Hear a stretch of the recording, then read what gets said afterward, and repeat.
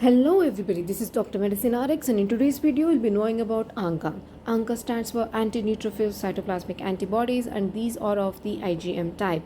So these are formed against the primary granules of neutrophils and monocytes. These primary granules contained in neutrophil and monocytes are also called as azurophilic granules and are formed by a variety of contents such as myeloperoxidase, proteinase 3, lactoferrin, cathepsin, etc. So these granules are considered as lysosomes of neutrophils and monocytes because they are membrane bound and they carry out the important function of killing antigens. So anti-neutrophil cytoplasmic antibodies are of two types, C-ANCA and P-ANCA. C-ANCA is cytoplasmic ANCA and P-ANCA is perinuclear ANCA, and these are named so after their staining patterns. So these are formed against the contents of azurophilic granules, that is C-ANCA or cytoplasmic ANCA is formed against proteinase 3 PR3 and P-ANCA or perinuclear ANCA is formed against myeloperoxidase, that is MPO. They are detected by indirect immunofluorescence and ELISA, and it is really important to carry out ELISA after an indirect immunofluorescence test because even though if these ANCA antibodies are not detected in IIF, there is a great chance that they are detected in ELISA. But however, IIF is of great importance.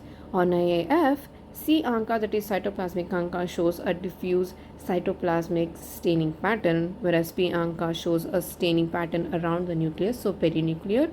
And there's something called as an atypical pattern where we've got patchy staining, and these ANCA antibodies are usually formed against contents that are other than MPO and PR3 such as cathepsin, lactoferrin, etc. So P-ANCA is also formed against lactoferrin, cathepsin G, elastase, etc. And basically these give the atypical staining pattern. Then we've got MPO ANCA, which is most commonly associated with renal, skin and pulmonary manifestations. So if at all we are to detect MPO ANCA in some disease, then we can also understand that that disease is going to involve these other organ systems as well. And PR3 ANCA is most commonly associated with ear, nose, throat and respiratory tract infections. Now coming to the disease associations, C-ANCA associated diseases, that is PR3 ANCA associated diseases, these are primary vasculitis, that is the vaginal granulomatosis or granulomatosis with polyangiitis. Then we've got microscopic polyangiitis and Church-Strauss syndrome. Now coming to diseases associated with P-ANCA, we've got primary vasculitis, that is microscopic polyangiitis and Church-Strauss syndrome. Mind you, these two also show C-ANCA, but P-ANCA is more common. And there's another, that is polyarthritis nodosa. Then we've got connective tissue diseases or collagenoses. In that we've got Fettis syndrome, SLE, rheumatoid arthritis and Sjogren's syndrome. Then we've got chronic inflammatory bowel disease and chronic liver disease, that is primary sclerosing cholangitis.